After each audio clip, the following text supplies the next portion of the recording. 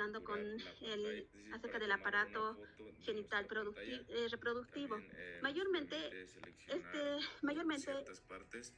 Y en pues esta para el parte es video donde tenemos más se estas dos producen los cambios, opciones, ¿no? que es Voy grabar empezando toda la pantalla hablándole sobre o el grabar útero. un fragmento Bueno, de el la útero, pantalla también. a nivel Podemos del útero, seleccionarlo. este es el En este órgano que caso nosotros si produce queremos grabar toda la más pantalla, así que modificaciones seleccionamos que es grabar toda, durante la tomar una. gestación, ¿no? Y en El útero, automático, en entonces el en este útero caso vamos a grabar la pantalla. existen, es, Ponerle ay, nuevamente la perdón, foto. estoy nerviosa. Empezando. En el útero existe un crecimiento uterino por hipertrofia e hiperplasia de las fibras musculares. Especialmente en el útero, a medida que va avanzando el embarazo, las paredes musculares se van adelgazando. Y bueno, estas paredes musculares se dividen en tres capas, que son una capa externa, una interna, una media o también llamada plexiforme. Esta última está formada por una densa musculatura de fibras que están perforadas en todas sus dimensiones por vasos sanguíneos, de modo que estas a la vez se van contrayendo después del parto. Principalmente comprimen los vasos sanguíneos, los vasos, y esto tiene un nombre que se le denomina ligaduras vivas de Pinar. Como les dije, estos ligamentos actúan como ligaduras vivas, ¿no? A medida que el útero va creciendo, a principios el útero tiene, en las primeras semanas de gestación, el útero tiene una forma de pera. A medida que se va dando el embarazo, más o menos en la semana 7 a 16, se vuelve asimétrica. Esto se debe a la inserción de la placenta. Donde se inserta la placenta, empieza a crecer más rápidamente que el resto del útero, ¿no? Entonces, ahí donde se inserta, crece mayormente. Entonces, de esa manera se vuelve asimétrica. A medida que, bueno, se va dando también el embarazo, va creciendo, el útero, como les dije, se da una forma simétrica. A esto también se le denomina el signo de Piscakin. Después de la semana 16, el útero va adquiriendo ya también una forma ovoide, que es característico también, ¿no? Y a medida que va creciendo, se va asociando, a medida que va creciendo, el útero, en el istmo uterino, se reblandece, lo cual también crea también se da un signo, que es el signo de Hegar. Este signo produce que el cuello uterino presente una mayor vascularización y también produce edema en los tejidos. Se produce una hipertrofia y una hiperplasia de las glándulas cervicales. Mientras el útero crece, va aumentando la tensión sobre los ligamentos, especialmente anchos y los redondos. El útero va ascendiendo de la pelvis. Esto hace que se dé una dextrorotación hacia la derecha. A esto también se denomina la dextrorotación. A esto se le denomina dextrorotación. Bueno, a medida que se va dando así el aumento del embarazo, en el primer trimestre del embarazo, en el primer trimestre de embarazo, la mujer, bueno, por el mismo crecimiento del útero, va sintiendo dolores que son similares a una disminorrea.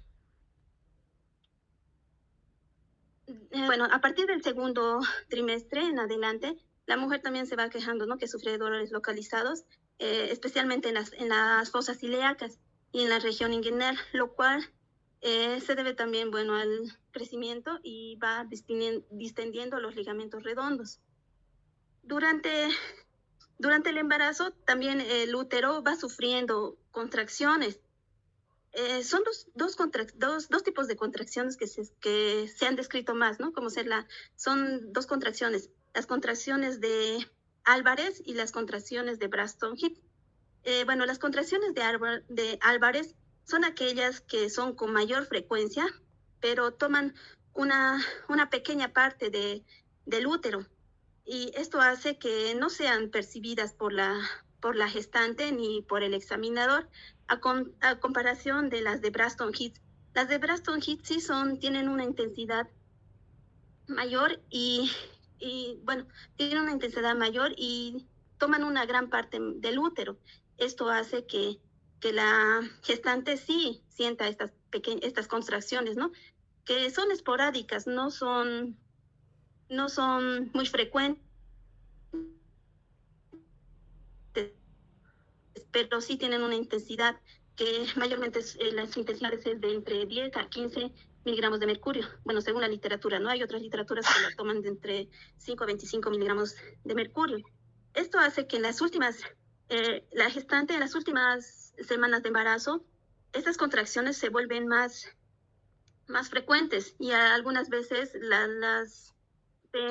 se confunden con un falso inicio de trabajo de parto, ¿no? Bueno, continuando, ¿no? En la vagina. Perdón, un ratito. Me gustaría intervenir antes que avancemos para que vayamos comprendiendo bien lo que has hablado. Por ejemplo, yo quería aclarar algo, que el útero evidentemente crece, ¿no? Va creciendo, sí, pero generalmente es por una hipertrofia de las fibras musculares. Aparte de que esa hipertrofia también se llena de fibras elásticas y colágeno. Es por eso que se distiende tanto el músculo. También otra cosa, hablaste de un signo de Hegar. Sí, doctor. El signo de Hegar es diferente al que has hablado. El Hegar es cuando yo voy a ver los sacos de la vagina llenos. ¿Ya? Eso me dice que hay un embarazo. Pero lo que has hablado que existe un edema a nivel del cuello o por aumento de la vascularización, entonces eso se llama signo de Chadwick. ¿Ya? El signo de Chadwick es positivo desde la cuarta semana después de que ha habido la fecha de última regla. Entonces esto me indica que sí hay un embarazo. ¿Ya? Esas dos cositas quería aclarar, por favor, para todos. Seguí nomás, por favor. Ya, entonces, continuando. Bueno, en la vagina, bueno, la vagina tiene una capacidad para aumentar, ¿no? O sea, bueno, perdón, en la vagina, bueno, aumenta la vascularización, como estaba hace rato aclarando la doctora, entonces aumenta la vascularización y esto hace que produce que se dé una hiperemia en la piel, en la mucosa y en los músculos del perineo. Ahí podemos ver una imagen. Ese es el signo de lo que hablaba la doctora, que es el signo de Chadwick, ¿no? Que se vuelve violáceo. Es un color violáceo cianótico. Esto es a consecuencia de la hiperemia local, ¿no? En esa imagen, pero yo no veo, Fabi, en esa imagen, pero yo no veo un cuello violáceo, más bien veo un cuello rosado. Ahora, lo que estás mostrando... Las paredes, doctora, en las paredes es el que más similar podría encontrar. Es que las paredes, ¿no? Mostradas aquí. ¿Cómo, doctora? No le escuché. O sea, aquí al lado de las imágenes, del lado, estás haciendo un signo, ¿no ve? Para ver si no están ocupados los sacos. Entonces, eso es lo que está demostrando en el otro lado. Mira, esos espacios lilas que vemos ahí de alrededor del cuello, está mostrando que está ocupado, sí, porque si no serían profundos. Sí, sí, doctora, en todas partes. Sí. Ya, continúa. Ya, bueno, bueno, en la semana 8, como estaba hace rato la doctora hablando, se ve el fondo de saco lateral de la vagina que se vuelve, se ensancha, ¿no? Y se vuelve abombado por el crecimiento del útero. Bueno, a esto se le denomina el signo de Noble-Dublin, como podemos saber. Este signo son dos, ¿no? El signo positivo y el signo negativo. Bueno, cuando podemos tocar, ¿no?, la cavidad del útero, entonces ese sí sería un signo positivo. Y cuando no se lo puede palpar, entonces sería un signo negativo.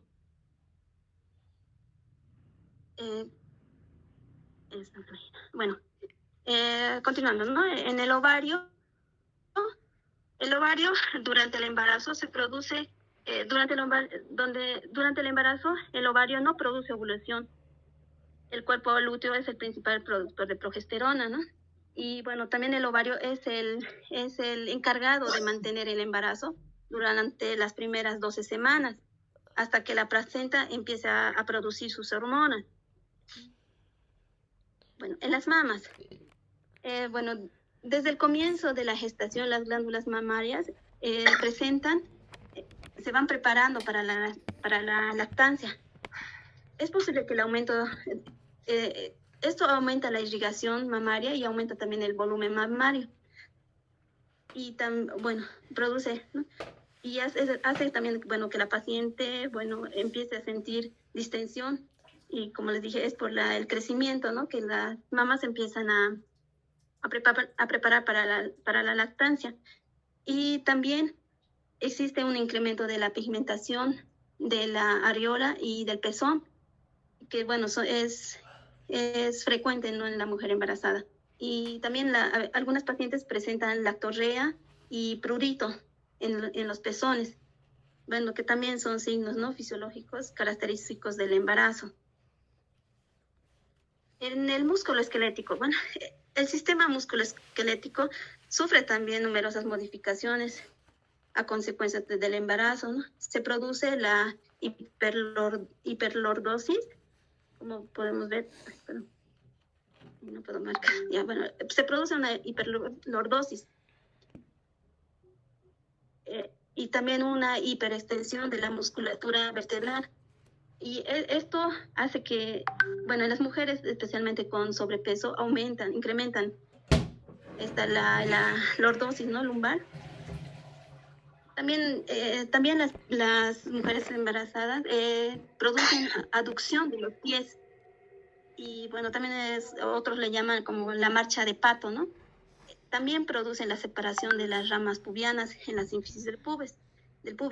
Estas modificaciones fisiológicas ocasionan, como dije, dolor lumbar en la paciente y dolor pubiano. Bueno, pero esto también es una causa, como les dije, fisiológica del embarazo, ¿no? Que a medida que va incrementando el embarazo, la paciente va sufriendo más dolor en estas partes que les dije, ¿no? En las partes lumbares y las partes pubianas. Bueno, en la piel y paneros,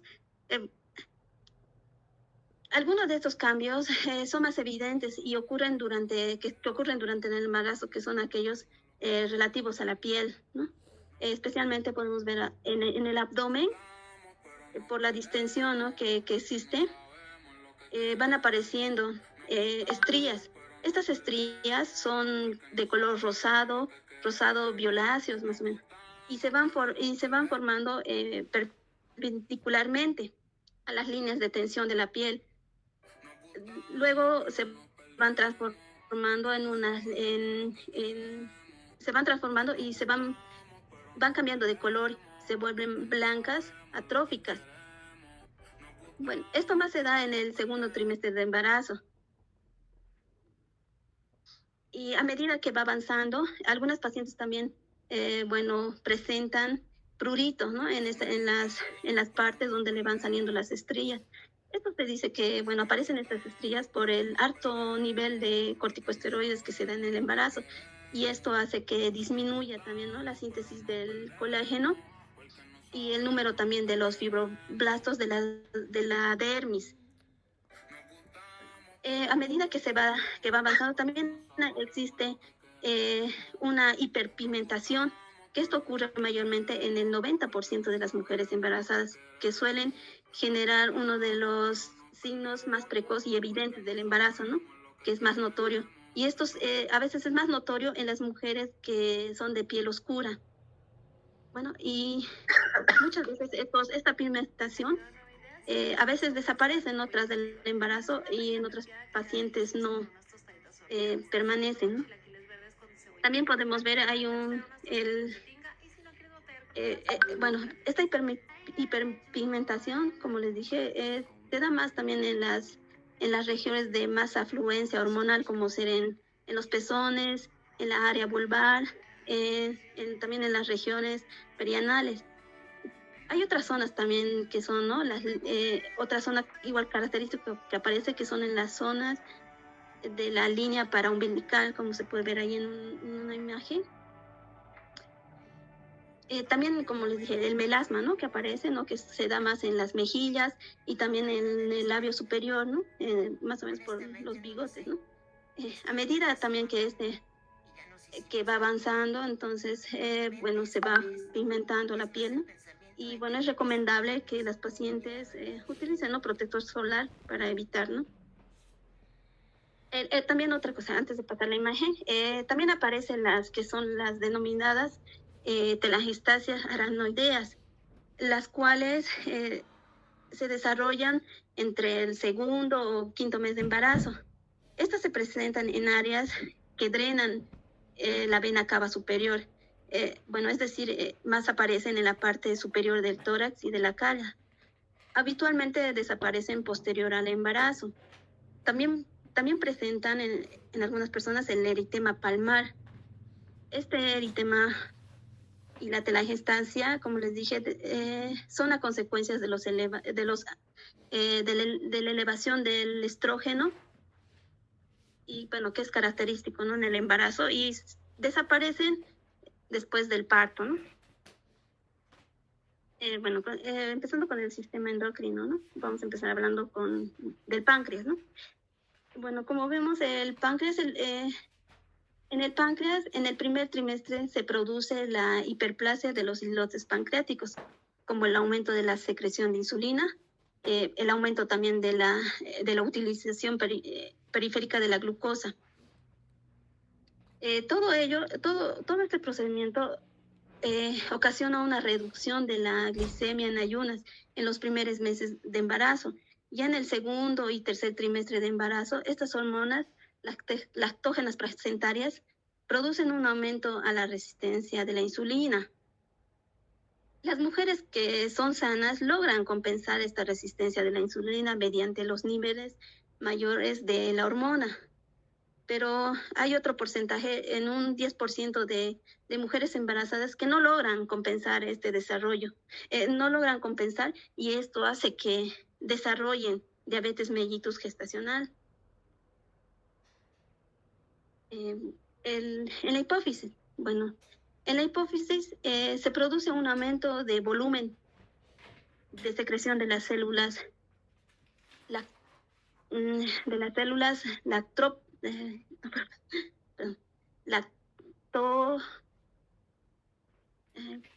puedo pronunciar esta palabra, lactotropos, lactotropas, perdón, doctora, lactotropas, y que son las encargadas de producir la prolactina. Estas se van ubicando en la hipófisis anterior, y este crecimiento de la hipófisis en el embarazo, de este crecimiento que se da de la hipófisis en el embarazo, produce un síndrome, que es el síndrome de Sheehan. Este cuadro de Sheehan, este síndrome produce un cuadro que es característico de la hipopituitarismo posparto. Esto hace que produzca una necrosis en la perfusión hipofisiaria, y esto da un cuadro secundario a un shock hipovolémico por la hemorragia excesiva que se produce durante el parto. Bueno, los síntomas de este síndrome se producen, como les dije, se dan sobre todo en los ejes hipofisiarios. Esto, como les estaba diciendo, es a causa, ¿no? del excesivo sangramiento durante el parto. En la tiroides. En la tiroides, las pacientes sanas se mantienen eutiroideas durante todo el embarazo. Sin embargo, también existen el aumento de proteína transportadora de hormona de la tiroides. Como consecuencia, la T4 libre se mantiene en rangos normales a expensas, pero del aumento de la T3 y de la T4 total. Y por eso por este motivo se les pide siempre a una mujer, a una paciente embarazada, gestante, laboratorios, ¿no? Para hacerles un control sobre la TSH y la T libre. Estos síntomas del embarazo pueden disimular una hiper o un hipotiroidismo, por lo cual es siempre, ¿no? Pedirles un laboratorio para ver si realmente están sufriendo un hiper o un hipotiroidismo. Bueno, en la glándula suprarrenal, durante el embarazo existe una producción de TSH placentario, lo cual estimula la producción del cortisol. Paralelamente, por esta acción, el estrógeno, que es la proteína transportadora de esteroides, como consecuencia, el cortisol libre se mantiene en rangos normales. En el sistema cardiovascular, durante el embarazo se produce un aumento de volumen circulante. Además que existe un leve aumento de la frecuencia cardíaca, el volumen de eyección y el aumento con la consecuencia del gasto cardíaco. Bueno, a nivel vascular periférico, existe una disminución de la resistencia vascular periférica y de las presiones arteriales. Esto principalmente porque la placenta es un territorio de baja resistencia. Los rangos de presión en una mujer embarazada más o menos oscilan entre los 80 a 50 miligramos de mercurio y entre 100 a 60 miligramos de mercurio. Esto se da por los cambios, ¿no? Del embarazo que también la mujer embarazada suele manifestar palpitaciones y en ocasiones a veces producen hipotonía, ¿no? También podemos ver el edema, que es frecuente también en una mujer embarazada, ¿no? Especialmente se localiza en los miembros inferiores por el aumento que ocasiona, ¿no? El edema, pero es un edema fisiológico, ¿no? Este edema fisiológico en las mujeres gestantes se explica principalmente por la dificultad, ¿no? Que hay en el retorno venoso de las extremidades inferiores, pero también por la retención hídrica y el aumento de la permeabilidad vascular, y esto hace que disminuya la presión osmótica del plasma. También es frecuente que aparezcan las varices, principalmente en extremidades inferiores, así como también aparecen en la vulva y en el recto, que son las hemorroides, ¿no?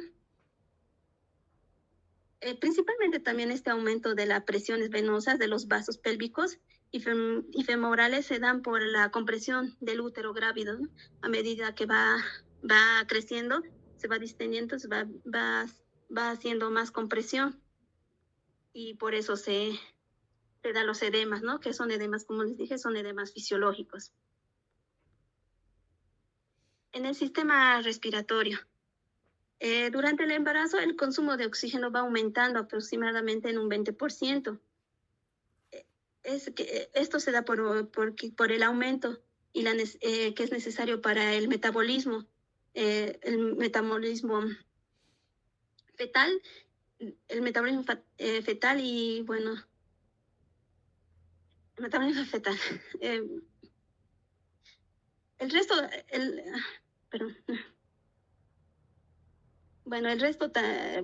Este metabolismo va aumentando y el resto que se utiliza también se utiliza para los procesos metabólicos que existen, ¿no? Para la madre también, ¿no? Fundamentalmente para la filtración y excreción y reabsorción que se da por el aumento en los riñones. Asimismo, se produce un aumento también de la frecuencia respiratoria y la disminución de la resistencia de las vías aéreas y la caída que están asociadas al PCO2. Bueno, estos cambios ventilatorios ocurren en el embarazo por la acción de la progesterona, la cual estimula directamente al centro respiratorio y al centro respiratorio. Al centro respiratorio. Bueno, y también, bueno, la paciente gestante presenta, ¿no?, dificultades. Bueno, ella suele referir que tiene dificultades respiratorias o la falta de aire. Esto hace que la paciente gestante tenga una necesidad de dormir sentada para no tener esa sensación, ya que el útero, mientras va creciendo, va comprimiendo los órganos, ¿no? Entonces hace que produzca que la paciente tenga esa dificultad respiratoria, ¿no? Bueno, en el sistema nefrológico, bueno, las modificaciones que se producen se dan mayormente en primer lugar en el aumento del flujo renal, determinando una pequeña pero significativo aumento del tamaño renal. Más o menos se da entre el 1 a 1.5 centímetros, ¿no? Asimismo, es posible observar la dilatación de la pelvis renal y de los uréteres. La dilatación de las vías se debe en primer lugar al efecto de la progesterona, lo cual induce a una hipotonía del músculo liso ureteral. Bueno, asimismo, este complejo venoso ovárico, como les estaba explicando, por el aumento de tamaño, va comprimiendo los uréteres.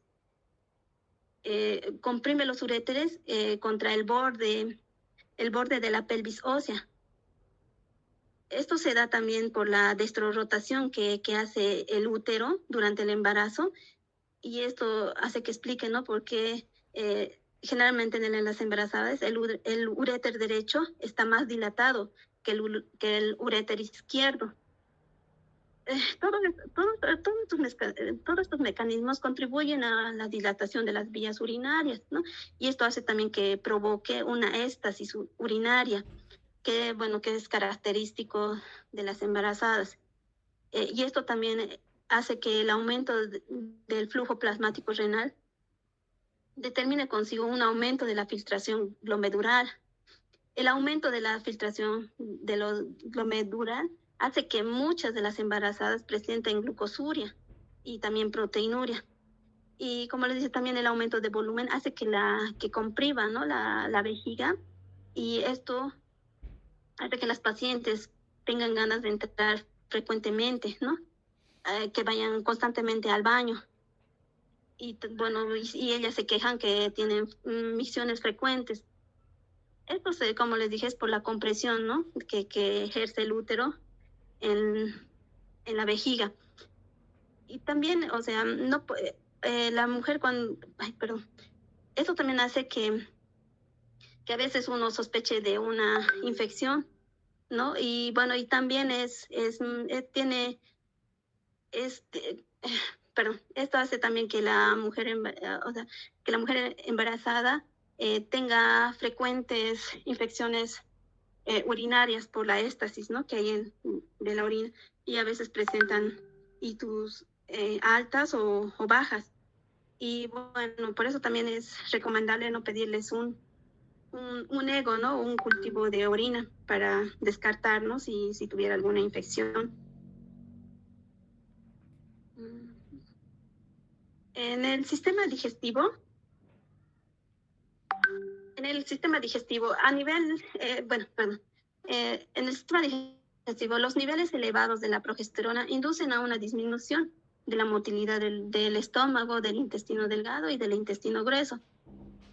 Esta disminución de la motilidad causa síntomas como distensión abdominal y la constipación, ¿no? Durante el embarazo disminuye el tono del esfínter esofágico inferior, de modo que el flujo gástrico está presente prácticamente en todas las mujeres embarazadas, ¿no? Bueno, en algunas mujeres existe una disminución de la función de la vesícula biliar y aumenta el riesgo de presentar una litiasis asintomática, ¿no? Bueno, la colecistoquinina, que es la reguladora primaria de la contractilidad vesicular, esto hace que inhiba la progesterona y bueno, y esto hace que aumente, ¿no? Aumenten los niveles de colesterol, que bueno, que es considerado, ¿no? En una mujer embarazada es considerado normal los niveles elevados. En el sistema hematológico, bueno, en el sistema hematológico, el volumen sanguíneo aumenta en un 60% durante el embarazo. En el embarazo se considera, bueno, indispensable esta hipervolemia para cubrir las necesidades de oxígeno y de soporte. Bueno, toda esta, y de soporte. Bueno, a nivel de las células sanguíneas se puede se observa una disminución de las plaquetas, pero un aumento de la masa eritrocitaria y de los leucocitos en un 30%. Bueno, en la mayoría, bueno, en un 30%. El mayor aumento de volumen plasmático está representado más por la masa eritrocitaria.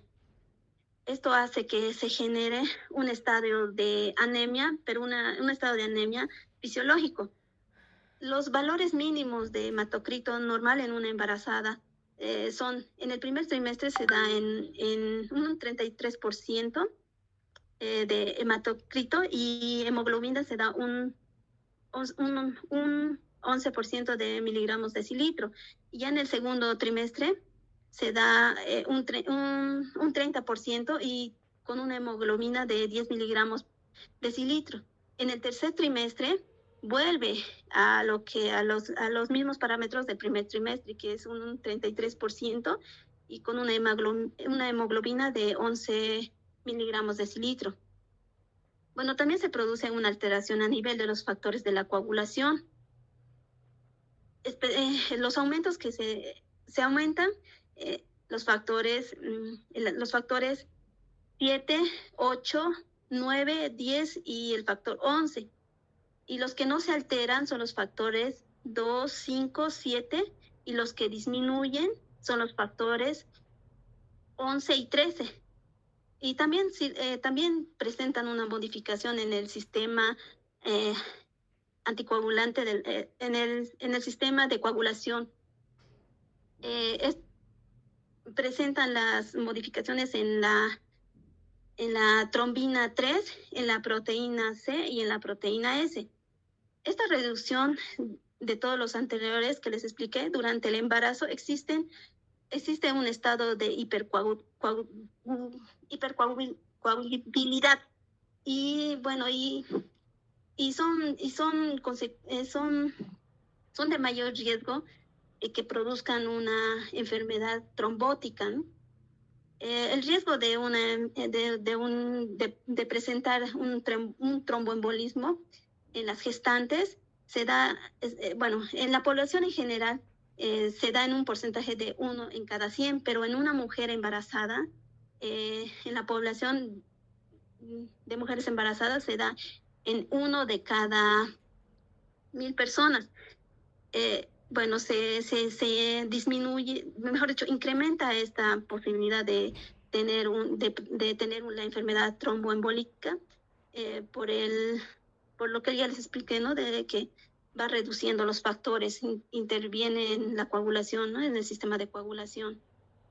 Por eso es importante, y como nos dimos cuenta, ¿no? Tras el embarazo siempre se pide, ¿no? Un hematocrito y hemograma de control después del embarazo, ¿no? En una puérpera. Después del puerperio, perdón. Bueno, las modificaciones metabólicas, las metabólicas del agua. El agua corporal total aumenta en un 7 en un 7 y 9 litros hacia el final del embarazo. Este volumen se disminuye proporcionalmente entre el compartimiento materno y el feto placentario. En la madre, el 75% del incremento hídrico se ubica en los espacios extracelulares, ¿no? Y bueno, continuando con el metabolismo proteínico.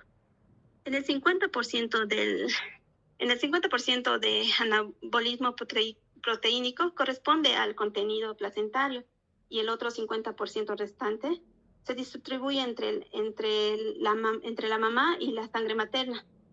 Para el anabolismo proteínico indispensable de la ingesta adecuada de lípidos e hidratos de carbono. El metabolismo hídrico de carbono en el embarazo es potencialmente diabetogénico, ¿no? Se caracteriza por moderadas hipoglicemias en ayunas y la hiperglicemia postprandial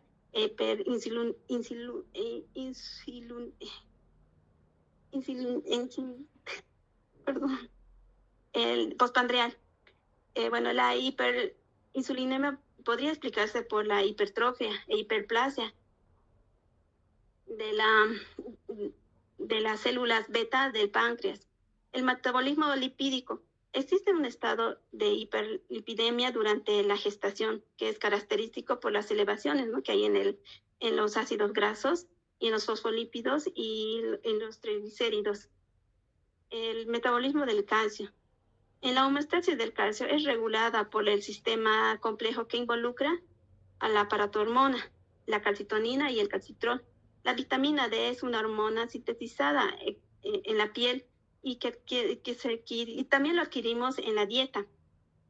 La hormona D3 es metabolizada por el hígado en 25 hidroxivitamina D3 y en los riñones. La decida y la placenta la convierten en una forma biológica activa que es en 1.25 hidroxivitamina 3D. Bueno, en el metabolismo del hierro.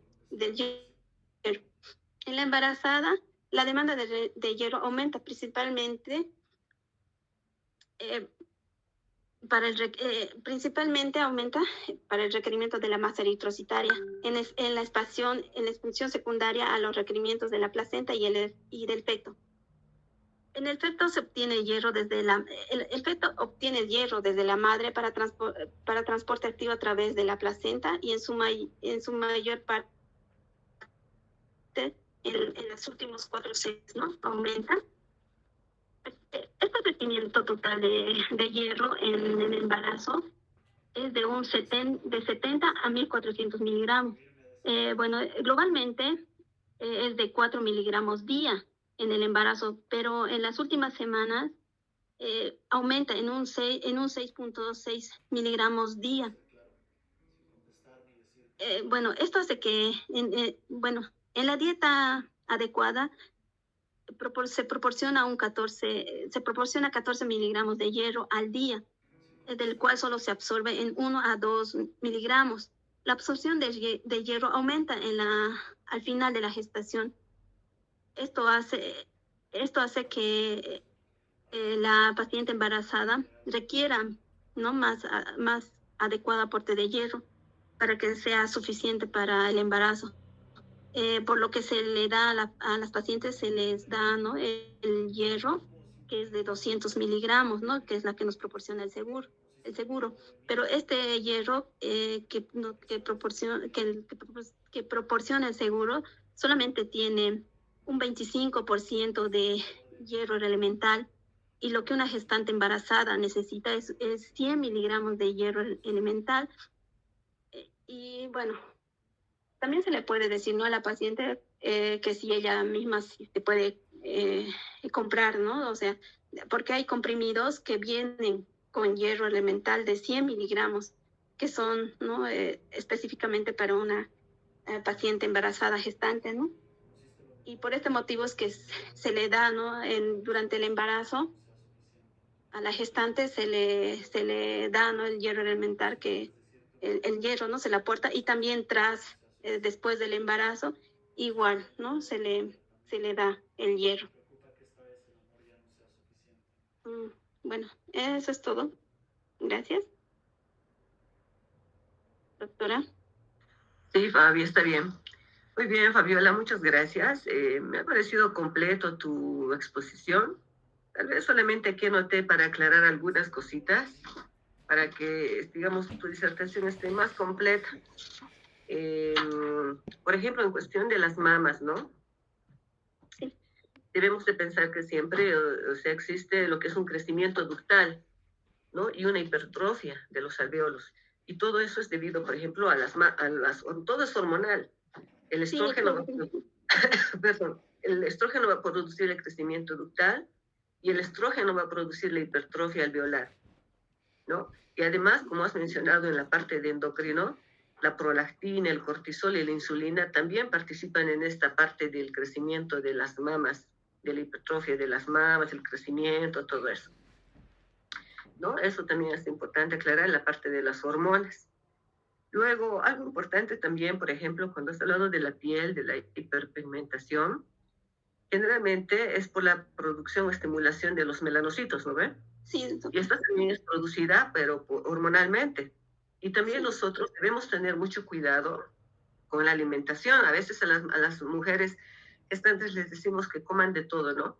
Pero hay mujeres que tienen más propensos a hacer el cloasma, por ejemplo, ¿no? Y ellos acuden rápidamente a tu consulta para ver qué está pasando. Muchas veces esta hiperpigmentación, que podemos decir, como tú has dicho, en un 90% de las embarazadas se da, es por un aumento de la vitamina A. Y la vitamina A hace producir mayor cantidad de melanocitos. Y esa vitamina A, ustedes saben, las encontramos en las zanahorias, en el zapallo y todo lo que son cosas verdes.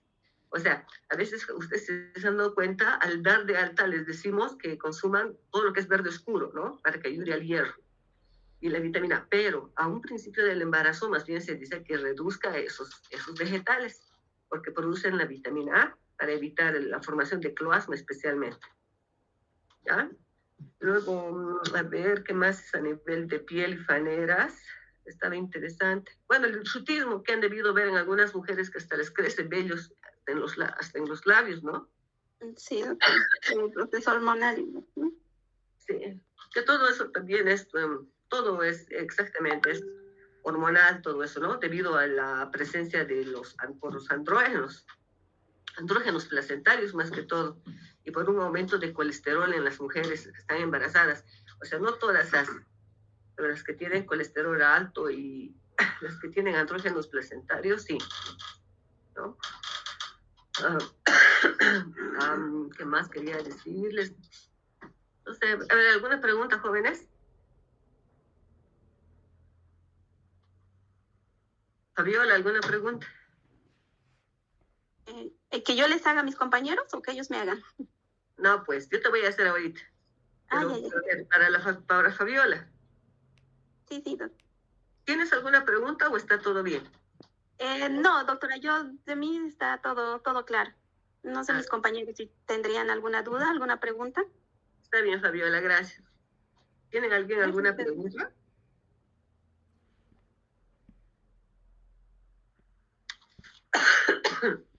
¿Dónde está la Cristel? Cristel, ¿dónde estabas? Doc, dígame, estoy aquí.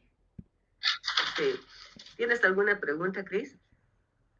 No, Doc, la verdad que no, ha puesto muy completo, inclusive más que mi doctora de teoría. ¿No ve? Me has entrado, es productivo. Cristel es una de mis alumnas, ¿eh? Y creo que es la única que ha entrado de todo el grupo. ¿Alguna pregunta? Bueno, yo tengo una pregunta, a ver, para Cristel, a ver, quizá esto ha llevado en sus teóricas. ¿Qué cambios fisiológicos se producen? Es algo que no ha hablado tu compañera. Se producen a nivel de los ojos. Hay cambios importantes. Cris. ¿Cómo, Doc? Perdón, se cortó. ¿Me lo puedo volver a repetir la pregunta? Claro. ¿Qué cambios hay a nivel de los ojos? Cambios fisiológicos a nivel de los ojos. No sé exactamente si esté relacionado, pero una vez en un rote de semiología del año pasado, vi a una embarazada y nos comentaba de que desde que está embarazada se ha tenido que ir a hacer revisiones con el oftalmólogo porque no estaba viendo bien.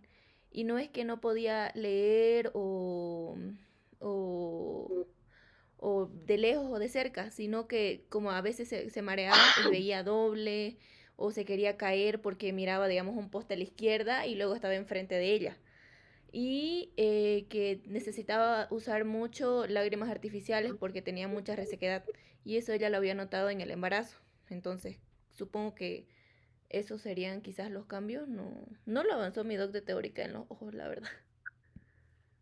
Bueno, en realidad esa paciente tenía otro problema, porque esa es la resequedad de ojos como síndrome de Sjögren, ¿no?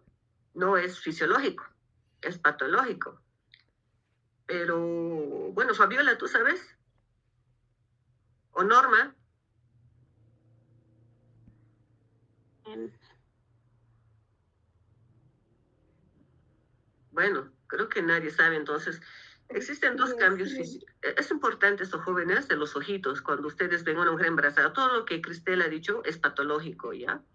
La cuestión de la resequedad. Pero en el embarazo, fisiológicamente, aumenta el grosor de la córnea. Uno. Segundo, disminuye la presión intraocular.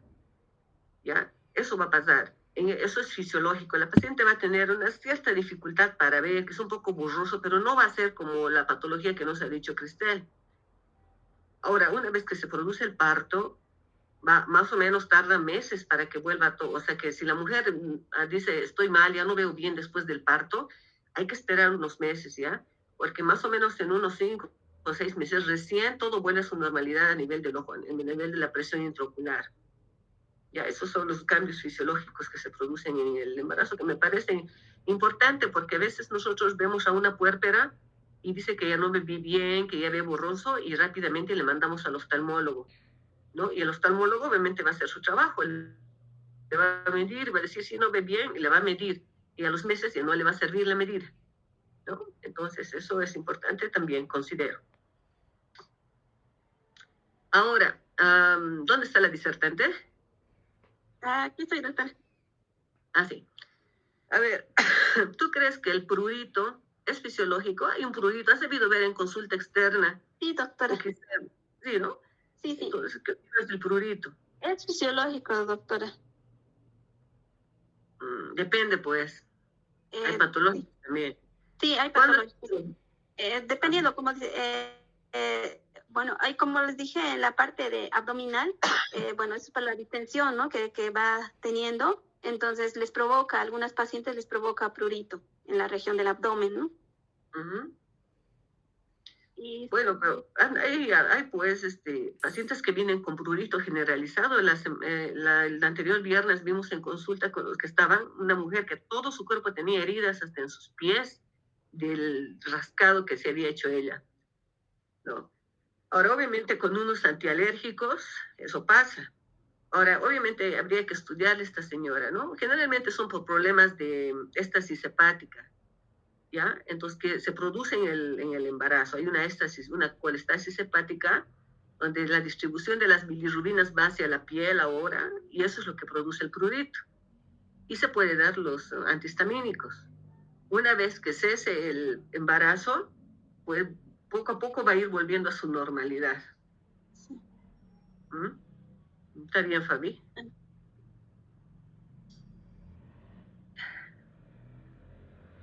Ahora, ese síndrome de Sheehan que has hablado, que es bien importante también, ¿no? El síndrome de Sheehan es cuando nosotros, bueno, involuntariamente o al final es idiopática de la paciente, se produce la hemorragia del posparto en el transquirúrgico, ¿no? Tal vez has leído algo más de ese síndrome de Sheehan. Bueno, sí, leí sobre lo que hablé, doctora, sobre ese síndrome, ¿no? Que mayormente se da por la excesiva hemorragia que se da en el parto, ¿no? Y eso puede provocar el shock hipovolémico, ¿no?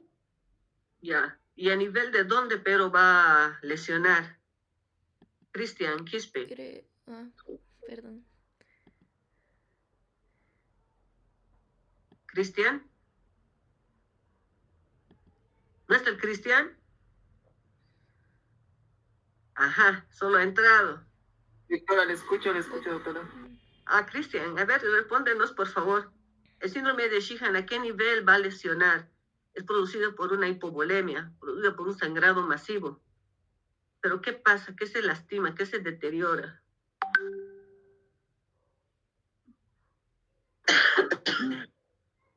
Los nervios periféricos, doctora.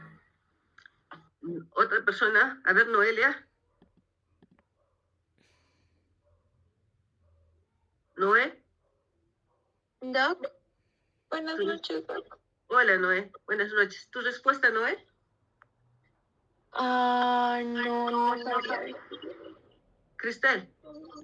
Doctora, creo que se genera un problema en la glándula pituitaria porque al haber la hemorragia hay disminución de las mismas hormonas, digamos, que secreta esta glándula, entonces hay una afectación en esa glándula. Claro. Perdón. Hay una isquemia a nivel del lóbulo anterior de la hipófisis. Y esa isquemia, pues, nos va a traer consecuencias después, como una esterilidad secundaria, infertilidad secundaria, ¿no? Problemas o la secreción de hormonas de la adrenocorticotropina, las hormonas de la tiroides. Entonces, cuando vean pacientes que tienen problemas de, no me puedo volver a embarazar, por ejemplo, ¿no? Problemas de tiroides, tienen que preguntar antecedentes de su parto. Entonces, ahí pueden sacar que ha habido un Sheehan, o tiene un Sheehan la paciente, ¿no?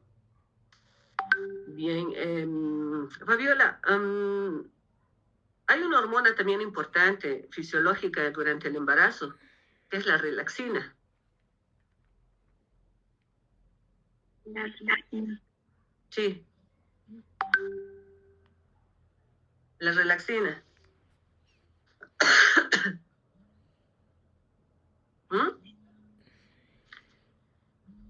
¿Has leído? No, sobre la relaxina no. La relaxina. A ver, ¿quién me puede decir de la hormona relaxina? ¿Puedo? Sí, Cristel. Creo que es la hormona que prepara el cuello del útero, claro, el cuello uterino para prepararlo para el parto. Creo que no sé si que se secreta en todo el embarazo o solamente en la parte final. En realidad está todo, desde tempranas etapas del embarazo está la hormona de la relaxina, pero mayor a las últimas etapas. Como dices, Cristel, ayuda a la remodelación en realidad del tejido conectivo, va a preparar el canal de parto, ¿no? La sínfisis del pubis también va a hacer que sea más relajada para que pueda abrirse o distenderse cuando esté produciéndose el parto. ¿Está bien, Cris? Muy bien, ¿alguna pregunta más? Entonces, esta hormona se incrementaría, ¿no? Más que todo cuando ya la paciente inicie con el trabajo de parto. No, antes ya está. Antes ya empieza a incrementarse. Claro. Porque no está presente en todo el embarazo, ¿no? Pero sí, desde la octava semana ya se empieza a producir la relaxina y va en ascenso más bien esta. Va en ascenso y en el último trimestre es donde aumenta mayor su producción justamente para preparar, para remodelar todo el tejido conectivo. Es hormona, la relaxina. Muy bien. Ay, perdón. ¿Alguna pregunta, jóvenes? ¿Alguna aclaración? Es un tema bonito. Lo has dado bien, Fabi. Estaba completo, con algunas palabras difícil para leer, pero al final estaba bien. Bueno, considerando que ya no hay preguntas, bueno, ni de mi parte, entonces, por el momento, Fabi. Muy bien, muchas gracias, Fabiola. Felicidades. Chicos, espero que haya